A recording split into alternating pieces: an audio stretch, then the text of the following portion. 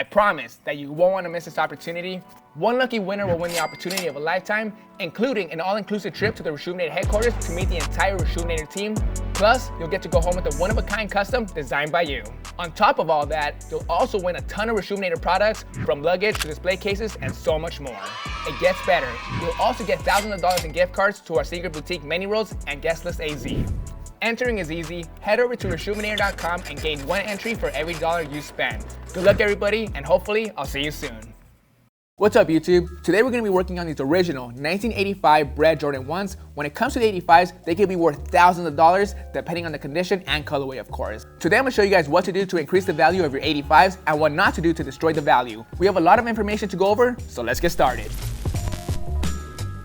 The first step is you got to understand what you're working with. With these 85s, a lot of things factor in when it comes to the value, such as the colorway, the condition, the size, the factory they were made in, do they come with laces, does it come with a hang tag and box? All of that stuff matters. 85s can value anywhere between $800 and $50,000 or more. Again, it just all depends if it comes with all the accessories and the condition. Some of the more common colorways that Nike dropped back in 85 and 86 were the Chicagos, Royals, and Breds. Some of the more rare and sought out colorways are the Metallic Pack, the Black Toes, the UNCs, Kentuckys, and a few other colorways. When it comes to those shoes, the restoration that's done on those really does matter. This specific shoe, in my opinion, before the Last Dance documentary dropped, was worth about $200 to $500 tops. Nowadays, this is easily a $2,500 shoe. After the restoration, they might be worth a little bit more. If you ask me, these 85s are a good investment. It doesn't matter the condition. The way I see it, these shoes are gonna go for a lot more money down the road. It's a shoe that started it all, and they're built like tanks. But that's not to say that the restoration doesn't matter on Chicago's, Breds, or Royals. You can do a full paint job on the leather, full midsole swap to replace the soles, and the people won't really freak out. But when it comes to the more rare stuff, collectors typically want to pay top dollar for original, untouched things. Keep that in mind with those really rare 85 colorways. I would hate for anybody to take the wrong approach and diminish the value of those sneakers. The next topic we gotta talk about is the factories that these 85s are made in. A lot of these 85s are made in different factories. This specific shoe was made in TY1.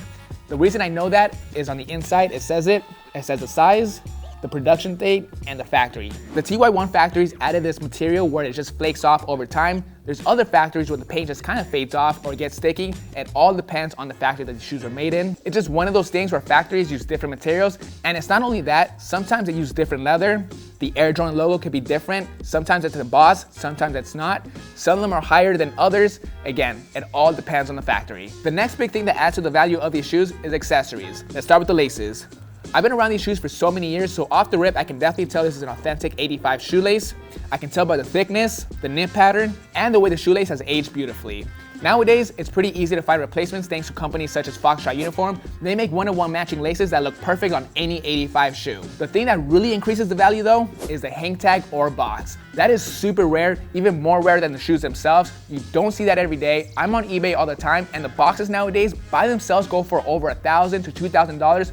Depending on the size and depending on the colorway. Trust me you guys, it is crazy nowadays, the box being worth more than the shoes themselves. So if you find a pair of 85 Jordan 1s and they can be completely destroyed, but with the hang tag and box, you're in for some money.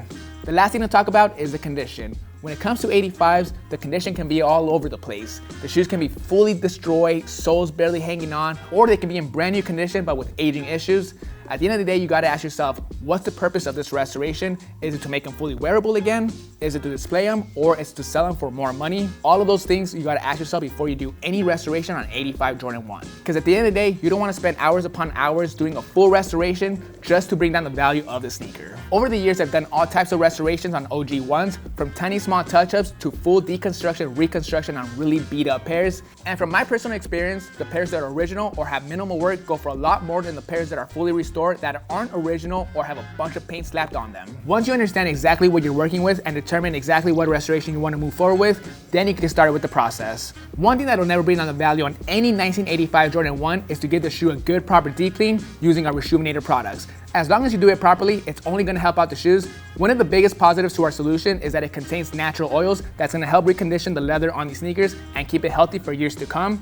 Also, by placing shoe trees inside the shoes during the cleaning process while it's all wet, it's gonna help reshape the sneaker. For example, the toe boxes right now are pretty crushed and slanted. Once we get them all cleaned up with our shoe trees, they're gonna look a lot better when they're fully dried. So let's get started with this cleaning process. First things first, we gotta take out the laces. We gotta be very careful with this step. These laces are old. You don't wanna yank on them. If we pull too hard, we can possibly tear them. We don't want that. Shoelaces are out. We'll give those a good deep clean in just a bit. Our focus right now is the shoes. These didn't age that well. The collars are really stiff and crunchy. Same thing with the insoles and the tongues. Now for the insoles, they're pretty beat up. They aren't very flexible. Right in the middle, you can see what I'm talking about. That's the foam that's completely falling apart. It's supposed to be flexible. Right now, it's very sandy. So the idea here is to give these a good dry brush and the compressor to blow off any surface dust. Trust me, it's gonna make a big difference. Insoles look a lot better. On camera, they may look the same, but in person, they had a thick layer of dust and a bunch of debris that we brushed off and used the compressor. Again, to reiterate, you don't want to mix water in solution with this dusty old foam. It's going to create a big mess. This is the best way to go about it. And I haven't even put these inside the Vick 2000. Under 4,500 watts of UV rays, I'm sure it's going to pull out some of this oxidation and make them look a lot cleaner. Let's put these to the side with our laces so we can focus on the shoes. Before we put our shoe trees in and start cleaning out these sneakers, we gotta use the compressor one more time. These shoes are super dusty, just like the insoles. They've sat around for years. The uppers and the insides have a bunch of debris. So once we blow it all off, we can get started with the cleaning process. One thing to note is these collars. Like I mentioned, on the inside, the foam is completely deteriorating. It's dust. The only way to fix that is by opening up the sock liners and fixing that completely. With that being said, I don't wanna blow too much air specifically into the collar areas because it's gonna blow a bunch of dust continuously. Good to go using the air compressor. Trust me, in person, that machine makes a world of a difference. These shoes are really old. They've been worn, they've collected dust and debris for so many years, so naturally that stuff builds up, but the air compressor wipes it all away. The next thing we gotta do is insert our shoe trees into the shoes. As is, these sneakers aren't very presentable. The toe boxes, the side of the shoe seems kind of crushed. After the cleaning, after we insert the shoe trees, they're gonna look a lot better, and presentation is key when it comes to these 85s. One thing to keep in mind is you wanna put it at the perfect size. You don't wanna apply too much pressure on these older shoes. The midsoles on these 85s can be really old and brittle. This specific pair still has a lot of flexibility and it's pretty soft. That means they're in great condition. But there's some other soles where they're just completely rock solid and stiff. If I apply too much pressure on those shoes using the shoe trees, they can start to crack and crumble over time. Shoe trees are in place, they're looking a lot better already. To start this cleaning process, we're gonna squirt 2 squirts of our solution inside our bowl of water and start scrubbing with our stiff bristle brush. Typically on all my cleanings, I like to start with the upper and then work my way to the soles.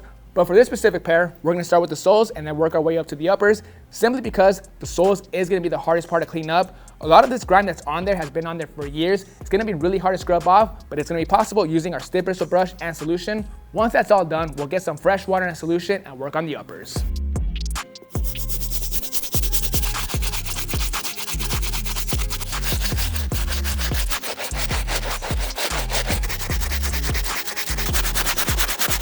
Good to go using the stiff bristle brush. I gotta say, the soles and the midsole was by far the dirtiest part about this whole shoe, but it looks so much better now. I had to go back and give it 2 good passovers to get it to this condition. Originally, I thought there was a lot of oxidation on these soles that made them look really yellow, but in reality, it was all that grime that was on there for so many years. Luckily, all that cleaned off nicely. It's time to move on to the uppers. The uppers on these Bred ones is gonna be really easy. All we're gonna be using is our soft bristle brush. I went ahead and got a fresh new mat, fresh new water. That way we're not applying dirty soapy water onto the uppers. In a slow circular motion, we're gonna go over the entire shoe to get it nicely cleaned up. We're also gonna clean up the tongues. We're gonna avoid the insides just because it doesn't need it. Another part we gotta avoid is the collars. We don't wanna cause more damage, so let's stay away from that area. For the rest of the leather uppers, we're gonna brush in a nice slow circular motion, make sure we get every single millimeter of the sneaker. One thing we wanna do is not oversaturate the shoe. As you can see on this shoe, it does have some water damage. I'm not sure if somebody tried to clean it before or it got super wet and it didn't dry properly, but all around the edges, same thing over here by the Wings logo, you can see some dark marks. Those are water marks. Hopefully we could get that out. If not, it is what it is. But definitely keep in mind, don't oversaturate the sneakers. Just be very careful and pat down dry as you go.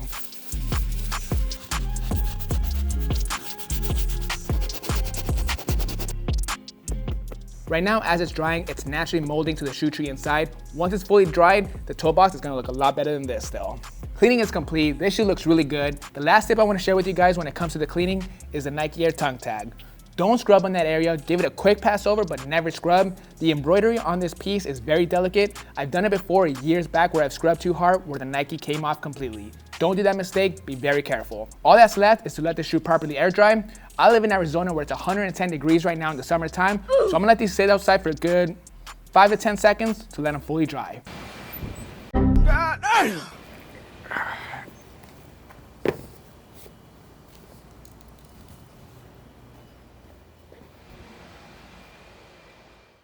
Cleaning is good to go. The shoes are all dried, ready to go. These turned out amazing. All that grime and dirt that was stuck on the leather and the soles washed off nicely. The solution did a great job rejuvenating the leather. It has a nice sheen to it. It just looks healthy again. The best part about this cleaning is the overall shape the sneaker has. Originally, the shoe was crushed. The toe boxes had so much creasing, but after wetting the shoe and putting our shoe trees in, the shoe has a nice shape to it. It's now in a presentable state. It still has some very light creasing, but I'm not complaining. I'm not trying to get them perfect. The shoe is aged, it is worn, so the little creasing goes perfect with the rest of the sneaker. The next part we're gonna focus on is the oxidation of these outsoles. This is purely personal preference. Some people like it really aged and yellow, other people like it creamy. For me, I like either or, but today I'm gonna show you guys the proper way on removing the oxidation of these outsoles without using any chemicals, including Rejuvenate and Sortivive. In my opinion, applying chemicals onto these rubber outsoles is gonna speed up the aging on them, meaning the rubber is gonna lose its flexibility and turn rock solid, making it easier to get cracks all around the sole, and from there, it gets a lot worse. So I'm gonna wipe off the yellowing with one easy step, and that's by putting them inside the Vick 2000. That box contains 4,500 watts of UV rays. That's a lot of power, and simply by putting the shoe inside there for a couple hours, again, the shoe isn't that bad, so a couple hours should do the trick. While you put the shoes inside the indoor setup, we're also gonna put the insoles inside. Again, I know these are super dirty and beat, but it should remove some of the oxidation. I'm gonna put these overnight. Hopefully we can get these back to somewhat white.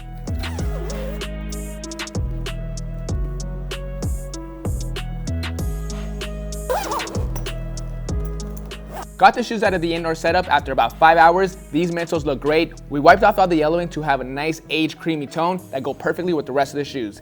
Again, I didn't use any chemicals on these soles simply because I don't want to speed up the aging process of the rubber. I did go ahead and take out the insoles as well. As you can see, they're still pretty dirty and aged. Again, I'm not going to wash them as much as I want to just because they are going to fall apart. We don't want that. We're going to go ahead and put them back inside the shoes so we can talk about the paint on the leather. However, there is some scuffs and scratches all around the red leather and black. Again, it's not in terrible shape. As you can see on the toe box, there is a couple of marks here and there. On the side right here, a couple of marks. Again, I'm not complaining too much. I could go in, do the correct prep work, and give it a full paint job. However, that's gonna bring down the value. Collectors like the shoe as original as possible. They don't like it when the patina's been covered up, so in this case, it's better to do less.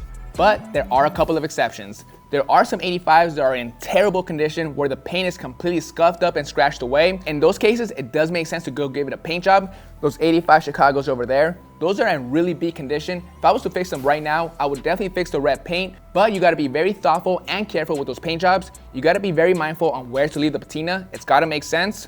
The color match gotta be on point. And you don't want to put a bunch of paint on the stitching because that's a clear indication that the shoe's been restored. Especially if you're working on white leather. Again, if I was working on those 85 Chicagos right now and I was working on this white panel, it would get really clogged up and it's super noticeable. Collectors will not pay top dollar for that shoe.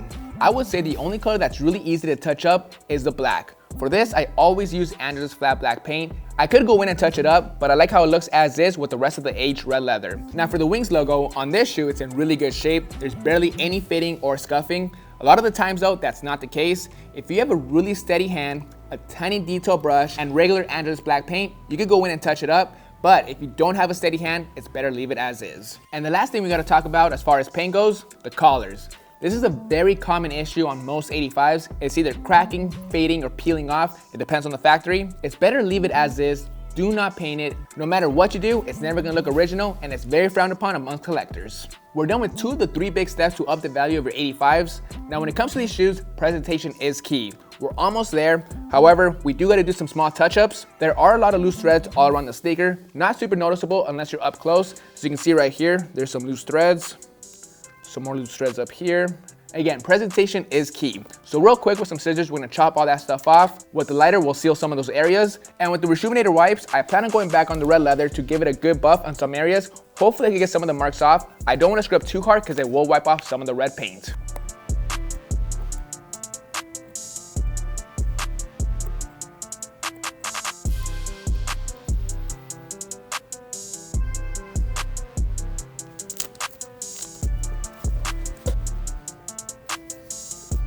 We'll come back to the shoes in just a second. I want to show you guys something real quick, the shoelaces. Once I was done with the cleaning, I grabbed the laces, grabbed a fresh bowl of water and a little bit of solution. I put them in there for a solid 24 hours, and let me show you guys these disgusting results. On the inside, you guys, that is 100% grime from 30 plus years in the making. At first I thought it was bleeding from the laces themselves, but these laces don't bleed. That is 100% grime, you guys. I still gotta finish up cleaning up these laces. I'm not gonna reuse this dirty water. We're gonna go to the sink, give these a good scrub, and rinse them out.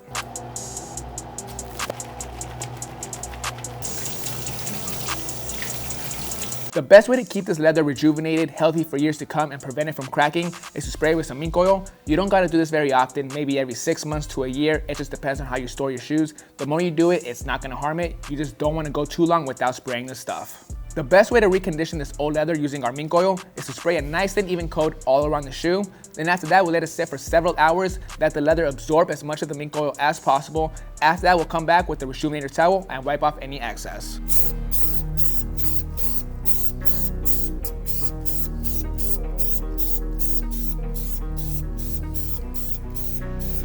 All right, it's been about 4 hours and the leather looks really good, you guys. It has a nice sheen to it. It's absorbed most of the mink oil.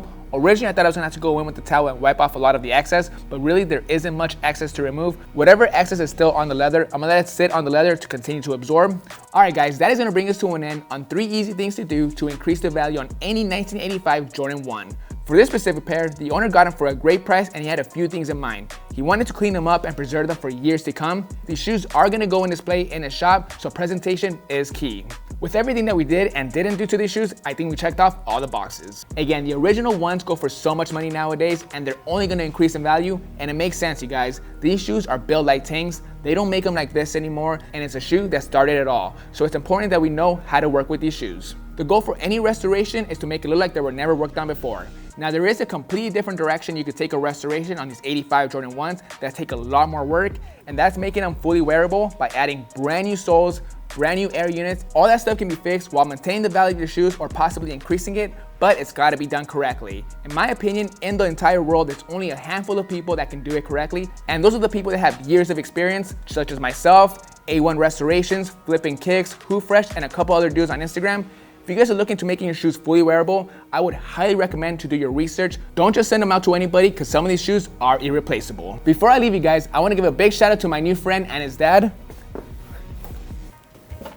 They went ahead and gifted me these 1985 size 14 Chicago 1s. These belong to his dad. He hooped in them back in the 80s for about 10 years. Ever since then, they've been sitting in his closet. So he thought it'd be really cool to let me have them and display them on the set for years to come. Thank you so much, Ethan. This is such a cool gift. I appreciate you and your dad. I hope you guys enjoyed this video and learned something. This is Vick Almighty. I'll catch you guys next time. See y'all.